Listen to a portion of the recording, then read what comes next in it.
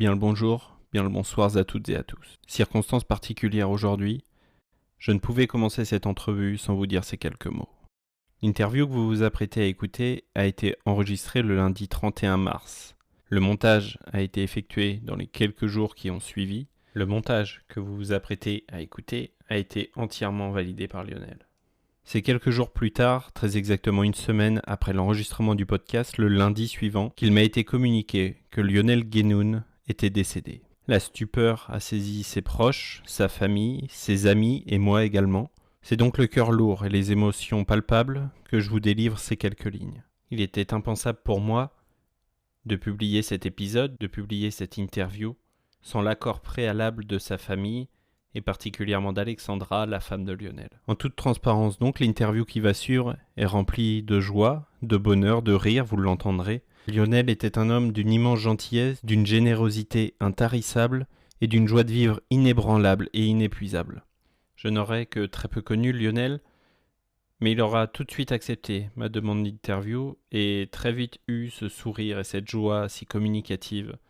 Il m'aura envoyé de nombreuses notes audio, en fou rire pour certaines et certaines plus sobres, mais toujours avec cet immense sourire que vous pourrez entendre d'ici quelques minutes. Je dédie ce podcast à Lionel, à ses proches, à sa famille, sa femme, ses enfants et ses amis également. Merci Alexandra de m'avoir autorisé la publication de cette interview. J'espère sincèrement qu'elle reflètera la personnalité de Lionel et que ce podcast permettra de se souvenir de Lionel afin de faire perdurer cette voix et ce rire. Mes pensées vont avant tout à la famille et aux proches de Lionel, à qui l'instant Pur Cinéma adresse ses plus sincères condoléances. Je partage leur peine et espère qu'ils trouveront un peu de réconfort au travers de cette interview. La transition est difficile, mais bon épisode à toutes et à tous. Soyez sages et profitez de chaque instant. J'ai pensé à un truc mortel. Ah ouais? Ouais, on va rajouter des sons de gratin. Fumer, c'est nul. Ça fait tousser. Parle avec un représentant de l'État. Moi, je suis pas dans les magouilles. C'était votre sœur. Ne la juge pas, tu ne la connais pas, t'es déjà occupé à la juger. Je compte 5, 4, 3, 2, 1, et à 0, paf! Je lui explose la tête comme une pastèque. Il dit 5, 4, 3, 0 et après, paf, pastèque. Je sais, c'est un peu décousu, moi je vous retranscris ça pêle-mêle aussi. C'est toi qui fais la loi maintenant. Je fais pas la loi, moi, non. Moi, je suis dans la diplomatie, moi. Attendez, c'est lesquels les Chinois qui étaient alliés aux nazis? Les Japonais? Les Japonais, c'est ça. Autant pour moi. Là, je n'en peux plus. Je suis en bout du rouleau. J'ai envie de rentrer, me foutre mes savates et terminer bonsoir. Is it okay with you?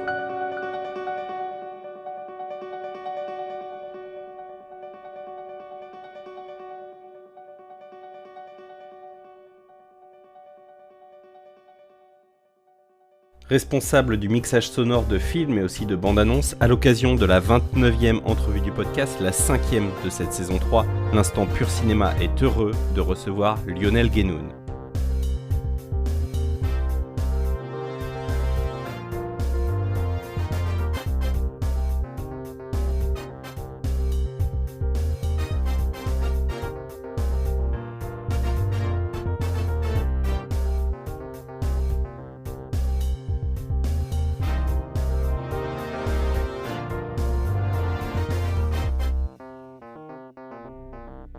Hello, comment ça va ? Bonjour Jean-Charles, ça va très très bien. Impeccable. 2025 est bel et bien lancé maintenant. Comment ça se passe justement ce premier semestre pour toi ? Ça se passe très très très bien, de très très beaux projets qu'on a finis et qui sont à venir. Donc on a vraiment une très très belle année. Merveilleux, parfait. Lionel, sache d'ores et déjà qu'un message est prêt à t'être envoyé. Un message de quelqu'un que tu connais, que tu apprécies et réciproquement. Normalement, si j'ai bien fait mon travail, ce message t'est destiné et tu le découvriras à l'issue de cette entrevue. Ok, j'aime bien les surprises, donc hâte. Pour l'heure, on attaque avec la partie 1, c'est l'heure de l'instant rencontre. Il est bizarre, ce sol. Il est pas palpable. C'est par où? Bonjour.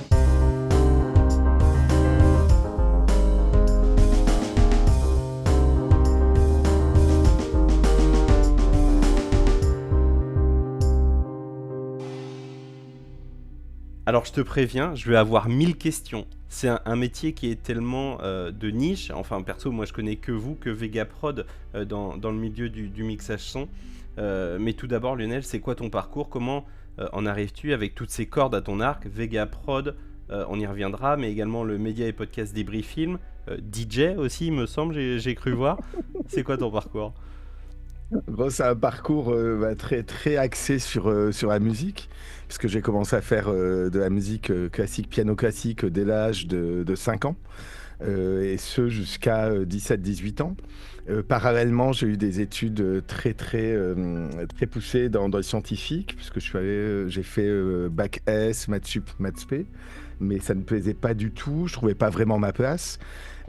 Suite à ça, j'ai demandé à mes parents de partir dans une voie beaucoup plus musicale et je suis parti à la Sorbonne en musicologie pour étudier tout ce qui est histoire de la musique, analyse de la musique, technique de la musique. J'ai fait ça jusqu'en licence et pendant mon année de licence, j'ai eu la chance d'être professeur vacataire dans un collège à Garges-lès-Gonesse. Donc ça me donnait un avant-goût de ce que serait mon futur métier, à savoir professeur de musique. C'était un métier très passionnant, mais c'était pas vraiment encore, je sentais qu'il y avait encore un petit manque. Je sentais que c'était important d'éduquer ou de faire partager sa passion pour la musique, mais j'avais besoin de créer quelque chose. Donc suite à ça, j'ai fait un petit BTS son. Et dans ce BTS son, j'ai appris tous les métiers du cinéma. Parce que je ne savais pas ce que c'était. Quand j'allais au cinéma, je pensais que la personne qui réalise, c'est celle qui fait l'image, le son, le montage. En fait, je connaissais, mais rien du tout. Donc j'étais vraiment novice et comme personne dans ma famille ne faisait partie de ce milieu, même dans la télévision ou le cinéma, je partais vraiment de zéro, à la base. Et donc dans ce BTS, j'ai appris, c'était 3 IS, j'ai appris les différents métiers, les différents corps de métier. Et j'ai appris que dans ces corps de métier, il y avait encore des spécifications encore plus précises. Donc petit à petit, je me suis dirigé vraiment vers les techniques du son, puisque c'est ce qui me plaisait le plus. Donc dans les techniques du son, il y en a beaucoup. Il y a ingénieur du son de la musique, ingénieur du son des tournages, perchman, monteur des voix, monteur des ambiances, mixeur musique, des personnes qui font une mastering, donc c'est assez large. Et j'ai fait des petites tentatives en tournage. Le côté baroudeur ne m'a pas trop plu, disons, c'était pas mon caractère. Voilà, parallèlement, ça me plaisait beaucoup de faire de la fiction, donc je me suis dirigé vers le court-métrage. Et de la même façon, comme je connaissais personne, j'avais dans le seul site qui existait dans le court-métrage, c'était cinéaste.org. Et on se dit, on va essayer de porter sa pierre à l'édifice à un petit court-métrage et se faire un petit réseau comme ça, on ne sait jamais. Et c'est ce qui s'est passé, voilà, j'ai fait un petit film, après un autre petit film. La réalisatrice a aimé mon travail, je me suis fait un pote qui travaillait aussi avec moi, donc l'un dans l'autre. Ça m'a permis de rencontrer une personne, puis une seconde, et une troisième personne qui m'a dit « Tiens Lionel, on a un petit pilote de série, il n'y a pas de monteur son, est-ce que ça t'intéresse ?» Je dis « Bah pourquoi pas ?» Je disais évidemment « C'est payé ?» Il me dit « Non ». Je dis « Fais chier !» Et là je vois le pilote de série et je me dis ah ouais, il y a quand même un peu de moyens quand même. Voilà, je me disais c'est quand même embêtant de se dire tiens, il y a des petits moyens sur ce petit pilote et je suis pas payé parce que c'est un petit travail quand même. Et donc là j'ai appelé le réalisateur qui m'a dit écoute Lionel, il n'y a pas d'argent. Et moi je lui dis mais oui, mais j'aimerais bien le faire, est-ce qu'on peut trouver un arrangement? Et il me dit bah qu'est-ce que tu voudrais? Et c'est à l'époque je lui ai dit bah je voudrais une Wii. Ça coûtait à peu près 300 €. Et je lui ai dit, bah, donne-moi ma Wii et je te fais ton pilote. Et ça s'est passé comme ça. Donc en gros, le réalisateur, c'est Julien Abraham. Julien qui a fait des beaux longs métrages après. Donc du coup, on a fait ce pilote de série. Et ce pilote de série est devenu un long métrage. Et ce long métrage, c'était La Cité Rose. C'est un film qu'on peut voir sur Netflix. Et c'est à ce moment-là aussi où j'ai commencé à créer avec des associés, des collègues, une petite société. une petite société de post-production, on va dire, avec un petit local. Donc là, on était entre potes, on ramenait un peu de matos. Mais pour moi, c'était aussi important de me dire, on met ensemble un peu de matériel et ça me donne un peu plus de crédibilité. Un long parcours, un beau parcours, tout au long duquel, on l'a bien compris, le son jouait une part intégrante de ce qui pouvait animer. Ça fait plus de 100 ans qu'on est dans une société visuelle, une société d'image. Avant, la transmission se faisait par le son. On racontait des histoires, on écrivait des livres, et ça se transmettait comme ça. Maintenant, cette transmission-là se fait que par image. Et on est aussi dans cette société à je crois ce que je vois, mais je vais pas croire ce que j'entends. Et là, tout notre métier, c'est tout ce travail qu'on a dans le son, c'est essayer de faire croire à des émotions par le son. Et je suis intimement convaincu que le sens, donc l'oreille, est un sens beaucoup plus fort que celui de l'œil. Ou s'il est plus fort, en tout cas, il est complémentaire. Ce que je dis toujours dans l'image quand on voit un film, le son, c'est le guide de l'œil. Un exemple tout simple, il y a une mouche à l'écran, on la voit pas. Si une mouche se trouve dans l'écran et qu'elle se balade dans l'écran, et si on l'entend, notre cerveau va tout de suite comprendre, va tout de suite la localiser et va tout de suite se dire où est-ce qu'elle est et comment elle peut se déplacer, même si elle se déplace à une vitesse très rapide. On a des outils, par exemple, pour la spatialiser. On peut la mettre un peu plus à gauche, un peu plus à droite, ça c'est pour de la stéréo, ou en 5.1, un peu plus devant, un peu plus derrière, et en Atmos, un peu plus en hauteur, un peu moins en hauteur, un peu plus sur les côtés. On peut la dessiner comme on veut grâce au son. Et en la dessinant, on va lui donner une émotion à cette petite mouche. On va avoir peut-être peur si un spectateur voit un film et il y a une mouche qui lui passe comme ça devant, il va être surpris. C'est le son qui va la surprendre. Un film d'horreur, bien sûr, l'image est là pour nous donner une émotion forte, mais elle va être aussi renforcée à son apogée par un univers sonore et par des effets sonores. Par du silence, puisque évidemment tout le monde dira le silence fait partie de la palette d'émotions qu'on a dans le son. Et Vegaprod, c'est donc aussi le mixage son de film annonce, de bande annonce. Tu me confies en antenne que c'est complètement différent d'un mixage son de film. On retrouve donc dans le travail de cette société dernièrement Parthénope, La Pampa, Black Dog ou encore Avec ou Sans Enfants. Également le dernier Almodovar, La Chambre d'à côté, Le Royaume et les grosses productions Emilia Pérez, L'amour ouf et Le Comte de Monte Cristo. Comment ça se passe justement le mixage de film annonce? À quel moment est-ce qu'on t'appelle? Tu travailles pour qui? Tu travailles grâce à qui? Qui est-ce qui t'appelle? Le producteur, le réalisateur? En quoi est-ce que le mixage son est complètement différent sur le film et sur la bande-annonce? Ok, donc c'est un gros sujet. Ah, je t'ai dit, j'ai 1000 questions. Ah oui, bon moi je suis parti de ma mouche. Et donc là, on se centre sur l'activité de Vega.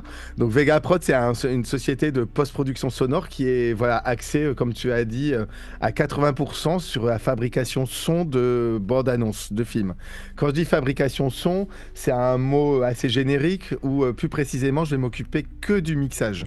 Donc c'est là où on est vraiment dans un métier de niche. Pour reprendre un peu ce que tu disais tout à l'heure, il y a des mixeurs cinéma qui sont hyper talentueux. Il y a à peu près une 20aine de mixeurs cinéma qui travaillent sur des gros films français, qui ont vraiment un talent complètement fou, qui ont une approche technique artistique qui fait que les films français qu'on entend sont les films qui sont.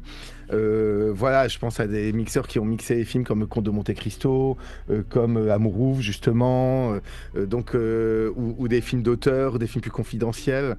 On va dire que chaque cuisinier sonore a sa patte, chaque chef a sa patte pour sortir une bonne cuisine. Donc, mais c'est quand même un métier de niche puisqu'il n'y a pas 10 000 personnes qui travaillent dans ce métier-là. Et dans ce métier de niche, moi, plus précisément, je me suis dirigé vers le mixage de bande-annonce. Je me suis rendu compte, par exemple, quand j'ai fini le mixage de La Cité Rose, mixer un film, c'est compliqué d'en mixer beaucoup par an. Parce que c'est bien, on fait un film, mais après, il faut que le film y marche. Donc, La Cité Rose avait bien marché à l'époque. Je crois qu'on était dans les 350 000 entrées pour un premier film. C'est vachement bien. Après, il a une super seconde vie sur Netflix où il était numéro 1 pendant des semaines. Donc, ça, c'était vraiment super. Mais je me suis rendu compte que mixer un long métrage, il faut être attaché à un réalisateur qui va vous faire confiance, parce qu'il va faire confiance aussi à votre façon d'être.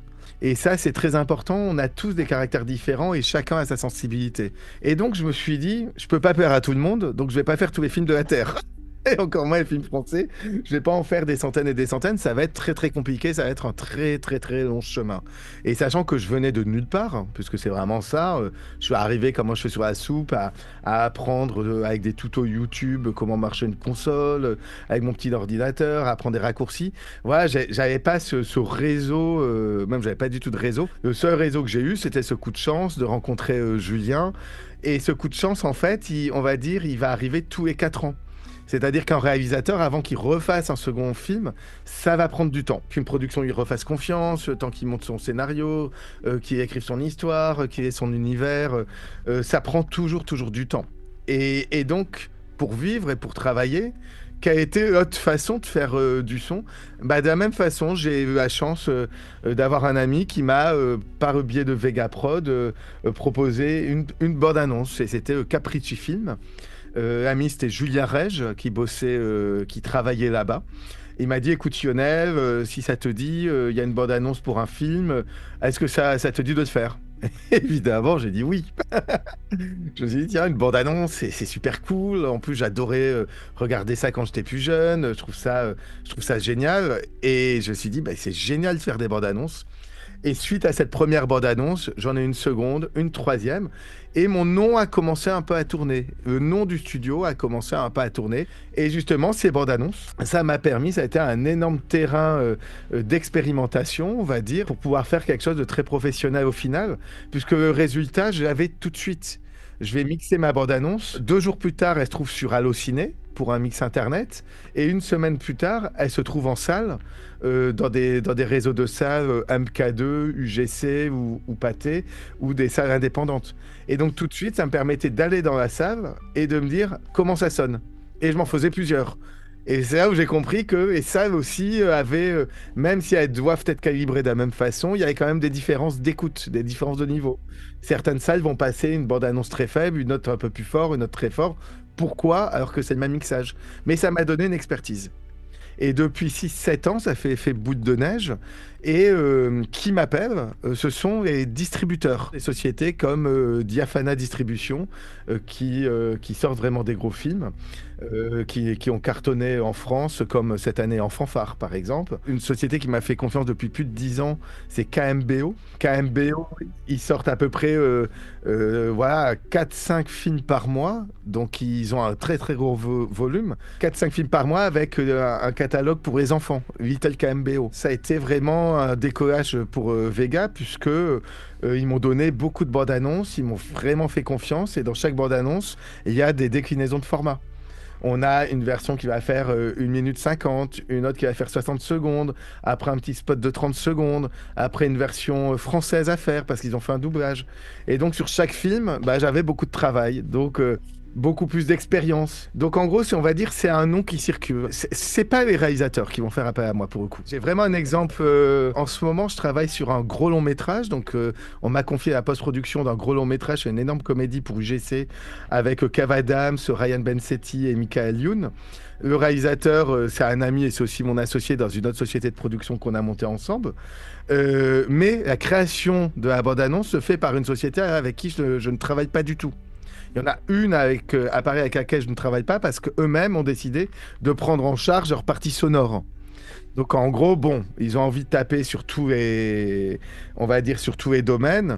C'est leur façon de travailler, c'est leur politique de société. Donc je ne travaille pas avec eux. Mais quand un distributeur bosse avec eux, moi je ne devais pas mixer cette bande-annonce. Même si le réalisateur a envie que ce soit moi. Donc en gros, il y a vraiment cette dichotomie qui se passe avec le marketing, puisque là, je travaille avec le service marketing qui dit, c'est cette agence qui l'a créée, si c'est cette agence, ça va pas être Lionel. Mais par contre, toutes les autres, ou tous les autres monteurs indépendants, parce qu'il y en a, ça va être avec Lionel. Donc en gros, on est vraiment dans ce...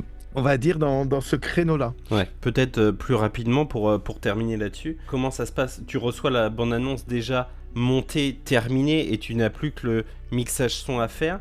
Et comment ça se passe au niveau des musiques ? Dans certaines bandes-annonces, tu vois, il y a des musiques, même des musiques commerciales, tu vois, qui existent déjà. Et comment ça se passe? Est-ce que c'est toi qui les choisis? Est-ce que ça arrive déjà avec les choix qui sont faits et toi tu gères ça? Enfin, t'as des consignes, j'imagine, pour mettre peut-être à un moment plus la musique en avant que les textes, etc. Comment ça se passe ton travail? Alors, c'est un travail en fait où là, on est vraiment dans une niche. L'agence, donc les monteurs images et les monteuses images vont travailler sur la bande-annonce. Ils vont envoyer au réalisateur, à la production et au distributeur un fichier image avec leur mixage à eux. Ce qu'on appelle la maquette, et la maquette sonore. Donc leur mixage, c'est un stéréo qui va donner toutes les intentions. Ça ne veut pas dire que le son va être parfait, mais toutes les intentions vont être parfaites. Toutes les musiques vont être là.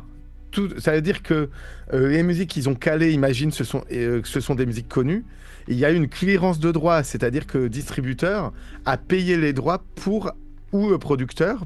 Des fois, ils se partagent les frais à deux. Ce sont des deals internes, vont payer la clearance des droits pour pouvoir utiliser cette musique dans la bande-annonce. Imaginons aussi qu'une musique connue est utilisée dans le film. Ce n'est pas évident, ce n'est pas certain que cette musique peut se retrouver dans la bande-annonce. Ouais, et inversement. Ouais. Exactement, même s'il y a une clearance des droits. Est-ce que la musique a été clearée pour des droits voisins? Est-ce que la musique, je sais pas moi, une musique de ABBA qui a été achetée à un certain prix dans le film, est-ce qu'on a le droit d'utiliser dans la bande-annonce? Eh ben non. Donc du coup, c'est pas évident, cette histoire de musique, ce sont des grosses questions. Est-ce que le distributeur peut mettre un gros billet pour avoir cette musique qui peut être dingue dans une bande-annonce? Parce que c'est vrai que la musique, ça fait aussi partie de la bande-annonce. Donc c'est pour ça que les monteurs vont travailler avec des banques de musique. Alors vulgairement, on appelle ça de la musicomètre, mais ce sont quand même des musiques d'excellente qualité qui vont retrouver chez des maisons de disques qui sont spécialisées dans ça. Comme Universal, comme les maisons de disques de TF1, ou comme d'autres éditeurs qui sont spécialisés dans la musique, la création musicale, c'est de la musique de stock. Mais cette musique, ils achètent une licence à bas prix, mais cette musique, elle peut se retrouver dans 50 autres produits audiovisuels. C'est pas une licence exclusive. Donc c'est pour ça que cette notion de musique elle est complexe. Pour répondre à une question que tu as envie de me poser, il n'y a pas de compositeur qui compose la musique spécifiquement pour la bande-annonce. Ça peut arriver, c'est très très rare, on va dire c'est 0,5% du marché de la bande-annonce en France qui est composé par un compositeur. Pourquoi? Parce que c'est vraiment une technique, parce que les monteurs vont chercher rythmiquement les accroches, les redéparts de musique, où est-ce que ça se finit. Et surtout qu'on est dans un processus créatif, surtout pour le montage image, où il y a plusieurs versions et il faut faire ça vite, il faut faire ça bien. Donc ils ont 2 semaines, 3 semaines pour sortir une bande-annonce. Ils peuvent pas donner ça pendant 3 semaines à un compositeur pour qu'il compose la musique dessus. En France. Aux États-Unis, pour le coup, il y a une société, ou même 2, qui fait ça. Ce sont des sociétés de composition musicale, c'est complètement fou. On va leur donner un film comme Batman, et ils vont composer la musique derrière pour la bande-annonce. C'est spécifique. Mais on bosse beaucoup maintenant avec ces musiques de stock, qui sont vraiment d'excellente qualité. Et donc, du coup, je vais recevoir un fichier son, qui a un fichier de transport de la timeline des monteurs images qui ont bossé sur Avid ou sur Premiere, et je vais recevoir ça sur mon Pro Tools, je vais pouvoir l'ouvrir et je vais retrouver exactement leur montage. Je vais tout retrouver. Et mon métier, puisque là tu vas te dire, mais Yona, qu'est-ce que tu fais alors? Ça, mais c'est d'escroc. On lui mâche tout le travail. Voilà, on mâche tout le travail.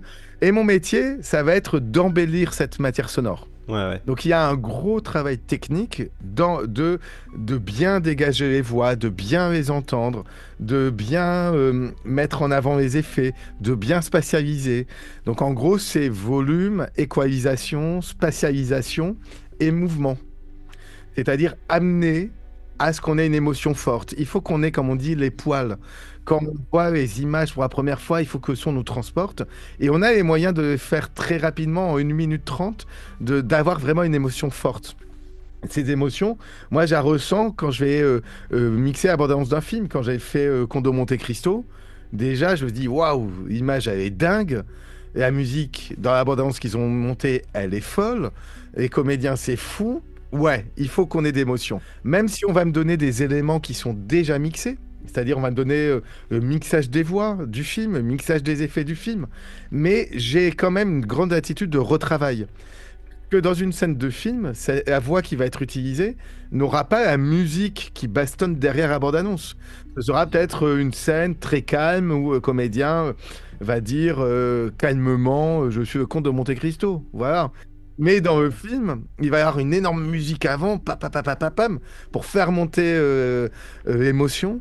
Et là, je suis comte de Monte Cristo dans le silence pour avoir un impact, pour avoir une émotion nouvelle. Donc c'est pour ça que c'est un travail de préparation. Quand je reçois tout ça, tous les éléments, je dois préparer ma session. Et la session, je vais recevoir le réalisateur, le distributeur, le créateur de la bande-annonce, les gens qui ont fait aussi la post-production du film, et aussi les directeurs techniques des maisons d'édition, pour, comme un commun accord, se dire « Ok, ça va être vendeur, ça va sonner dans la salle, ça va être grandiose dans une salle. » La semaine dernière, j'ai bossé sur le prochain film de Martin Bourboulon qui s'appelle 13 jours, 13 nuits. La bande-annonce, la séance a duré 3h30 pour 1 minute 30. Et on était 5-6 dans la salle à travailler vraiment à comment on va essayer de trouver la meilleure émotion possible. Et mon travail ne s'arrête pas là, puisqu'ils vont aller vérifier ce qu'on appelle le DCP, c'est la copie numérique de la bande-annonce. Ils vont aller dans 3 pâtés différents, puisque c'est Pathé qui distribue. Ils vont aller à Paris, donc puisque ça se trouve à Paris, au Pathé Palace, ils vont l'écouter. Ils vont écouter au Pathé VPR et au Pathé à Montparnasse. Ok. Et ils vont écouter avant d'autres bandes-annonces, des américaines, des françaises, pour savoir comment s'imbrique, on va dire, univers audio, mixage de cette bande-annonce, entouré d'autres bandes-annonces. Ok, génial.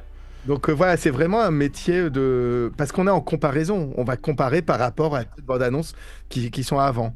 Et au milieu de tout ça, Débris Film, c'est quoi Débris Film et ça a été lancé quand et comment ça s'organise? Ah, ça c'est mon petit bébé. Alors Débris Film, c'est mon petit bébé, c'est le bébé que j'ai eu avec Aurélien Doge. Aurélien qui a un ami qui a fait la Fémis, qui a été aussi vecteur du succès de Vegaprod, puisque lui, il est parti tout de suite en distribution.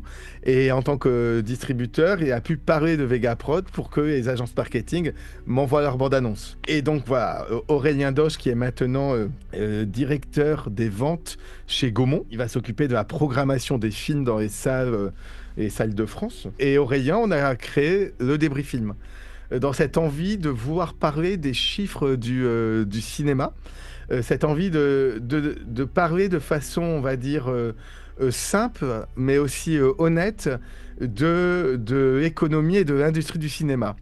La catchline, c'est les enjeux du cinéma à portée de tous. Ça veut dire quoi, les enjeux? Et ça rejoint un peu le marketing sur lesquels je travaille sur les bandes annonces. Ce sont des enjeux. Quand un film...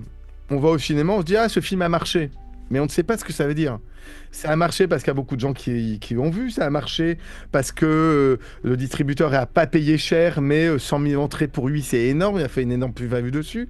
Ça veut dire quoi, marcher, en fait? Et la seule façon de se dire qu'est-ce que c'est marcher, c'est de parler chiffres, tout simplement. Et donc, en gros, et de parler entrée. Donc en France, on parle en nombre d'entrées. C'est ça, alors qu'aux États-Unis, c'est en dollars. Ouais. Voilà, c'est en real money aux États-Unis. Ils ont fait un film, combien ça a rapporté, combien ça a engrossé aux États-Unis et dans le monde. En France, c'est combien il y a d'entrées. Et on voulait donc, en créant le Débris Film, pas du tout critiquer l'artistique. On n'est pas là pour critiquer parce qu'on sait que c'est très compliqué de faire un film. On sait que c'est à croix et à bannière pour un réalisateur. C'est une déchirure, c'est très très très dur d'arriver j'écris un film à il sort au cinéma. Et surtout quand il sort au cinéma, le film au bout de 2 semaines il peut disparaître, au bout de 2-3 semaines il disparaît des écrans. Donc ça peut être 4 ans de travail. Et quand je dis 4 ans, c'est l'histoire d'une vie en fait pour un réalisateur, de trouver son producteur, de trouver ses scénaristes, de trouver son équipe, monter ça, ses comédiens, après la post-prod, pour arriver à un résultat où le film il est dégagé en 3 semaines. Donc on ne voulait pas critiquer, parce qu'on sait que c'est dur. On n'est pas là pour juger une personne qui, avec ses tripes, va tout mettre et le film n'a pas marché, c'est peut-être pas la faute, c'est certainement pas aussi de la faute du film. Le film est peut-être très bon, mais il y a des fois des conjonctures qui font que soit il a fait très très beau, soit le film est sorti à côté d'un autre monstre qui paraît du même sujet, donc un problème de sortie, soit le film a été sacrifié, soit un des comédiens s'est pris un procès, ou s'est pris un MeToo, ou il s'est passé quelque chose, ou soit la conjoncture actuelle, c'est pas du tout politiquement correct de parler de ce sujet-là, de ce film. Ça veut pas dire que le film est mauvais. Ça veut juste dire qu'une conjoncture peut planter un film et on ne sait pas pourquoi. Et c'est ça aussi la magie du cinéma. Un film peut cartonner, on ne sait pas pourquoi. Ouais, c'est ça. Et au contraire, ce que j'allais dire, au contraire, une conjoncture peut faire que le film était censé faire 10 000 entrées, il en fait des millions. On a un exemple probant, c'est Petit Truc en plus. Bien sûr. Là, je pense que tu as dû regarder et tu as dû t'intéresser à ce phénomène. Carrément. On a un phénomène incroyable où on a quand même un film où aucun distributeur n'en voulait en fait. Et le seul qui a mis les couilles sur la table et qui s'est dit moi j'y vais, c'est la Panne. Ouais. Et voilà, et à Panne, ils ont fait un pari gagnant et ils ont cartonné. Autre exemple aussi, on a Les Misérables qui a trouvé aussi en cours de route son distributeur Le Pacte, Jean Labadie, et qui a amené le film à Cannes. Et le film a cartonné, voilà. Donc en gros, cette histoire de cinéma, de film, s'il y avait une recette, s'il y avait une intelligence artificielle, s'il y avait des robots comme il y a sur les plateformes pour trouver la bonne recette de pourquoi un film va marcher, pourquoi il va pas marcher, on n'en a pas. Voilà, ça se saurait. Les mecs, ils seraient multimillionnaires et ils seraient tous sur des yachts et dans des jets privés. Mais c'est pas ça du tout le cinéma. On va désacraliser ça. Les paillettes, c'est juste à Cannes, mais c'est juste une sorte de petite récompense de tout le travail et d'acharnement qu'il y a eu avant pour en arriver là. Ce n'est jamais gagné. Et c'est pour ça qu'on a monté des podcasts avec toute l'équipe. Donc moi, sur le Débrief Film, je suis le créateur et aussi le producteur. Il y a toute une équipe qui anime. Et donc, je suis un peu homme de l'ombre à ce niveau-là. Mais toute une équipe qui va animer les podcasts, qui va faire les vidéos, qui va en festival, faire des petites interviews de talents. Donc, je ne vais pas tous les citer, mais ils sont tous formidables. Il y a Julien Bernard, Thomas Bramy, Arthur, Charlotte, Mafili. Voilà, ils sont une bonne petite dizaine à tourner autour de cet univers du Débrief Film, sachant qu'eux-mêmes, ils travaillent tous chez des éditeurs de films. Ils bossent chez Universal, chez Gaumont, chez Paramount, ils ont tous leur écosystème qui tourne autour de la distribution et aussi autour du Débrief Film maintenant. Et ils se retrouvent tous, ce que j'allais dire, ils se retrouvent tous sous la bannière de Débrief Film. C'est merveilleux. Ouais, exactement. Et tous les lundis, ils enregistrent un podcast. Et ce podcast est comme toi, tu es un amoureux du podcast. C'est ça. Et donc, ces podcasts peuvent être à l'écoute dès lundi soir sur toutes ces plateformes de diffusion. C'est merveilleux.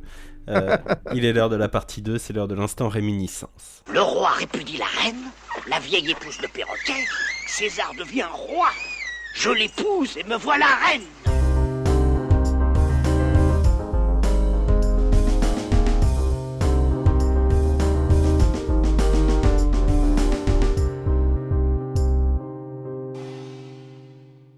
Alors je vais te poser plein de petites questions pour répondre, c'est ce qui te vient à l'esprit tout de suite. Si jamais je te reposais les questions demain ou après-demain, en fonction de tes humeurs, tes envies, tes réponses pourraient être complètement différentes. Il n'y aurait aucun souci là-dessus. Est-ce que c'est bon pour toi ? C'est parti, on y va. Quel film te ramène directement en enfance ?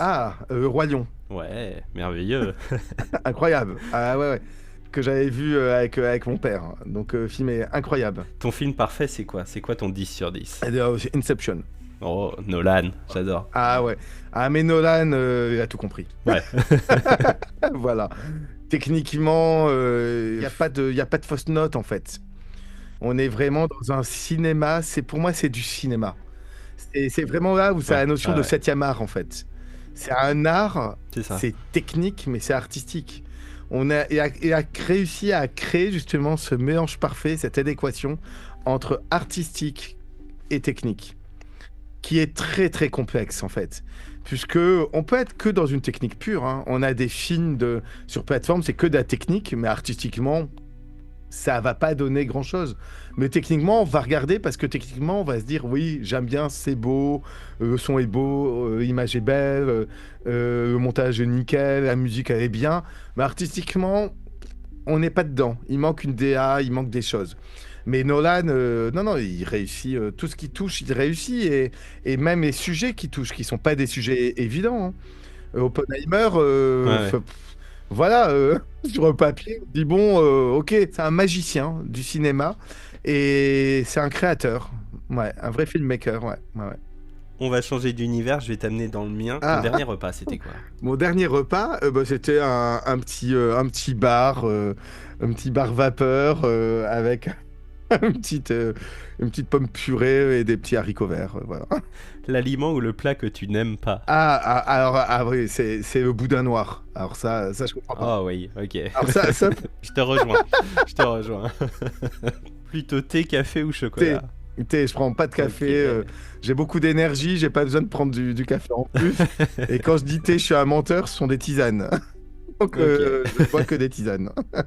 Plutôt petit déjeuner sucré ou salé? J'en ai pas en fait. Ok. Ni sucré ni salé. C'est une pomme, on va dire. Bon, c'est sucré. Petit déjeuner s'arrête à la pomme. La dernière, l'iconique question, ton plat préféré? Un plat préféré, il y a le premier, la pizza. Merveilleux, trop bien.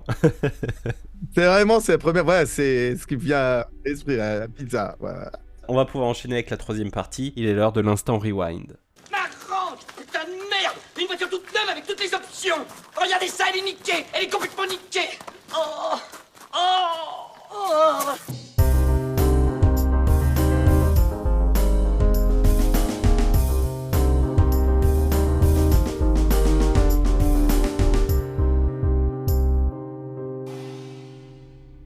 Donc je t'ai demandé pendant la préparation de cette entrevue des films qui t'ont marqué ou qui ont marqué ton parcours. Je te laisse écouter le premier extrait que tu as d'ores et déjà reçu et expliquer en quoi ce film a été marquant. Vous avez 2 minutes pour dessiner un labyrinthe qui nécessite 1 minute à résoudre. Stop. Recommencez. Stop. Vous devrez faire mieux que ça. Ok, donc là on est dans la version française d'Inception. Voilà, on y revient.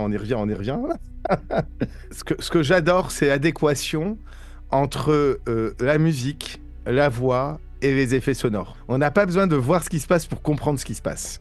C'est qu'on a une narration, et c'est ce que je m'amène à penser tout le temps, c'est que le son, c'est une technique, mais il faut penser narration sonore. On peut pas faire du son pour faire du son. On est là pour qu'est-ce qu'on raconte, qu'est-ce qui se passe, qu'est-ce qu'on raconte, qu'est-ce qu'on veut raconter, qu'est-ce qui se passe au son, voilà. C'est toujours la question, le point de vue sonore, qu'est-ce que je veux raconter. Comme un réalisateur va faire un point de vue de caméra, et ben pareil au mixage, qu'est-ce qu'on veut raconter. Est-ce qu'on veut que cette séquence qu'on vient d'écouter, il y ait de la musique ou pas? C'est des choix artistiques. Le compositeur a composé la musique pour cette scène. Au mixage, on a quand même un pouvoir de se dire, bah tiens, cette musique, j'en veux pas. Et c'est un pouvoir de collaboration avec le réalisateur. Puisque le réalisateur va voir, on va dire, son film avec tous les éléments, tous les ingrédients sont là.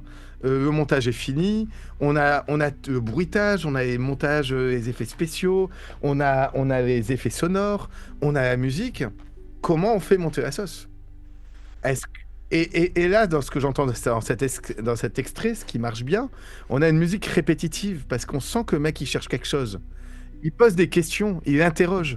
Donc cette musique, elle a tout son sens. Donc il faut la garder, bien évidemment. On n'est pas pour dégager cette musique. Mais en gros, c'est ce qu'a dû penser le mixeur avec le réalisateur. Cette musique a tout son sens dans cette séquence-là. Second extrait, je te laisse écouter.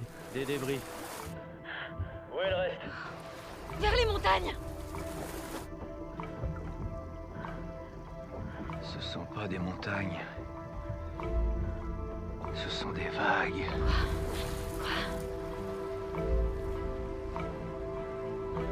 Oh merde. Bon, celle-ci s'éloigne de nous.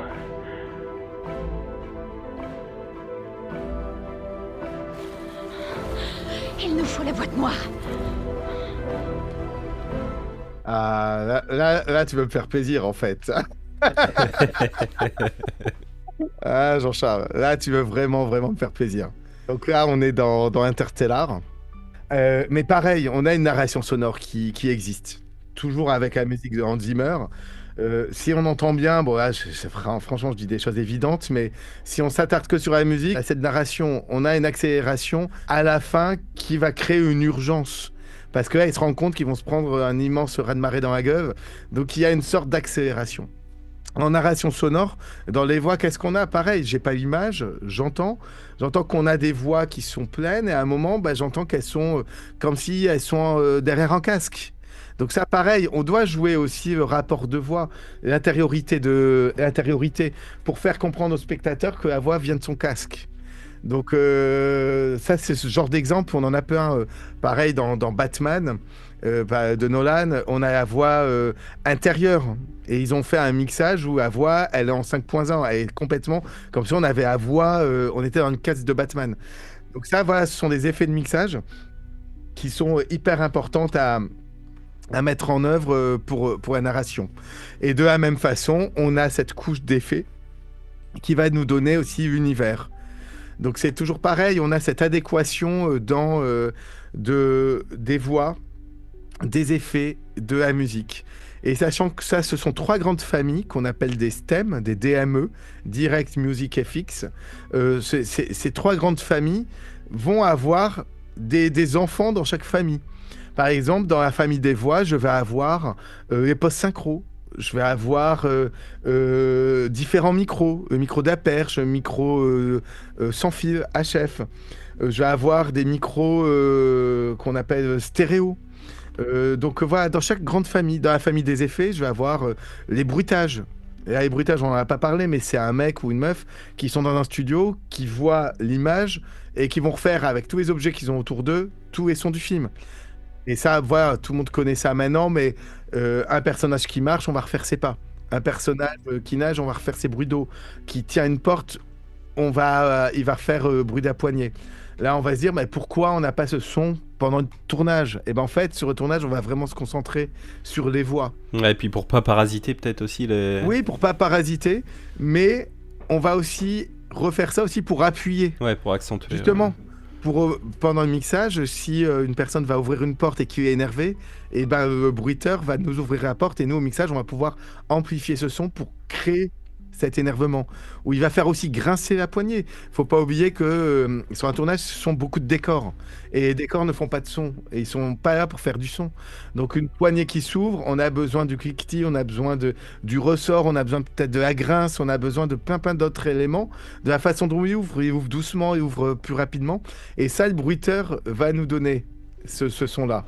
Et c'est un peu la magie du cinéma, c'est que dans l'image, on voit un mec qui ouvre, mais au son, il se passe tout un tas d'autres choses. Nouvel extrait. T'excite pas, mon gars, t'excite pas. D'accord, tu es en 3e position, mais c'est pas la fin des haricots. Maintenant, écoute bien. Au 4, quand les autres se dégonflent, toi, tu restes le pied au plancher et tu les doubles à l'extérieur du virage. Harry, tout à l'heure, tu m'as dit, personne n'attaque le 4 à l'extérieur, vrai ou faux? Tout le monde a le droit de changer d'avis. Je veux que tu attaques à l'extérieur. Cette fois, tu te tiendras à la route. Ça va se terminer dans le mur. Écoute, le Pescar va pas tarder à dégager l'ovale. Il nous reste pas beaucoup de temps pour discuter. Vas-y, expose ton cas. Tout à l'heure, au stand, on t'a collé 4 pneus exceptionnels. Quoi?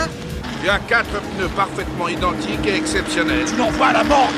Le Pescar va bientôt attaquer son virage de sortie. Fais ce que je te dis, l'extérieur, et tu tiendras à la route. Ok, tu débrouilles en théorie, c'est toi le chef. Bon, ok. Allez, jour de tonnerre. Tony Scott. Tony Scott. Donc, voilà, ça se filme. Et frère Scott, ils ont compris la technique. Ça tourne en 35 et en 70, c'est du cinéma. Voilà. Je dis pas que tourner en numérique, c'est pas du cinéma. Pas du tout, loin de là. Mais il y a quand même une direction artistique qui va donner quelque chose dans l'image. Ce sont des choix, en fait. C'est-à-dire que les mecs, ils disent, moi j'ai des choix, je les prends tout de suite. On n'est pas là pour se tortiller l'esprit après en se disant, j'ai le choix de faire ce que je veux. Parce que c'est ça un peu ce qui se passe maintenant. Maintenant, on va tourner en numérique, on a le choix de faire ce qu'on veut après. Là, à l'époque, ils n'avaient pas de choix. il tourne en 35, on y va, bim bam boum. Ce que j'aime bien dans ce film-là, c'est que voilà, le son, il nous transporte. Il y a le bruit des moteurs, et le montage est hyper dynamique. Là, c'est une séquence où il est avec son chef d'équipe qui va lui donner un conseil pour prendre un virage. Voilà, on est sur la fin du film. Mais ça, c'est bête ce que je dis, mais dans cette narration-là, il faut qu'au son, on le sente. Donc au son, on doit sentir l'accélération, on doit sentir bon dérapage, bon freinage, on doit sentir la carcasse. Il y a énormément d'informations que nous, en tant que spectateurs, le cerveau doit gérer. Donc en gros, c'est là où c'est un genre de film. Alors déjà, l'histoire, je la trouve vraiment géniale. Je trouve ça super. C'est l'histoire de stock car, mais plus l'histoire d'amour qu'il y a aussi. Donc c'est vraiment un super film. Mais aussi techniquement, on est dedans en fait. Et si je dis pas de conneries encore, c'est notre cher Hans Zimmer qui a composé la musique. Il est partout. Ben oui, mais parce qu'il c'est un maître. C'est un cuistot en fait. Il sait fabriquer. On a tous les outils logiciels. Mais après, c'est l'homme derrière la machine. Encore heureux. Voilà, faire du cinéma, l'homme ou une femme derrière la machine pour faire les choses, en fait. On va pouvoir avancer à la 4e partie. C'est l'heure de l'instant jeu. C'est la piquette, Jack. Tu sais pas jouer, Jack. T'es mauvais.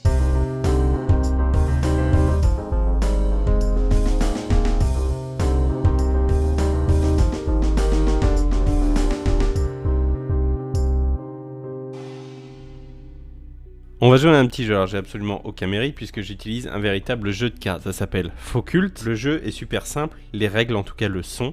Je vais te lire de véritables critiques de films qui fustigent des films. C'est ignoble, mais le but c'est de retrouver de quel film ça parle. Ok. Pour t'aider, on y va par ordre de chronologie de sortie des films. Je sens que je vais pas être très très bon, mais c'est parti. Ce film est à regarder comme un documentaire sur le New York des années 70. Il ne faut pas y chercher une histoire, ni une coupe de cheveux d'ailleurs. Sérieusement. Okay. Qu'est-ce que cette coupe Taxi Driver. Bien joué. De Scorsese en 76. Bien joué. Au moins j'en ai eu un. L'honneur est sauf. Je serais pas ridicule, exactement. Non, t'as dit New York et après, quand t'as dit New York, je me suis dit c'est Taxi Driver et t'as des coupes cheveux. Je me suis dit allez, c'est bon. Merveilleux. On est parti pour la deuxième. Aussi lourd que la tour est haute et Dieu sait qu'elle est haute. Film de 2001. C'est un film français. Film français. C'est Attends, je vais te dire une connerie. La tour Montparnasse infernale, mon cœur. Bien sûr, bien joué. 2 sur 2, peut-être le grand chelem. Faites-vous plaisir avec vos nouveaux ordis. Abusez des ralentis pour réduire les coûts et justifiez par une histoire à dormir debout. Assommez le spectateur sous une tonne d'explications. Inventez des mots. Gagnez du temps en faisant une histoire dans une histoire dans une histoire. Veuillez à ce que les méchants tirent à côté et ajoutez des questionnements bidons sur l'amour, ça passe toujours. Bon, je suis peut-être pas dans le thème, c'est pas le Loup de Wall Street ? Non. Non, ok, ça aurait pu. Tu sais, quand ils étaient au téléphone, ils racontaient des histoires. Bon, bah... Film de 2010. 2010 Je sèche, mon cher Jean-Charles. C'était Inception de Nolan. Ah, bah tu vois. Je devrais retravailler mes classiques. Eh, écoute, avec l'Odyssée qui sort l'année prochaine, ce sera l'occasion. Ah oui, ça c'est sûr, on va attendre. Et Dieu sait que je l'attends. Ah, on attend tous. Ouais. Eh bien écoute, 2 sur 3, bien joué à toi. Il est déjà l'heure de se quitter, on passe à l'ultime partie. C'est l'heure de l'instant remerciement. Merci. Merci, merci. Faut goûter.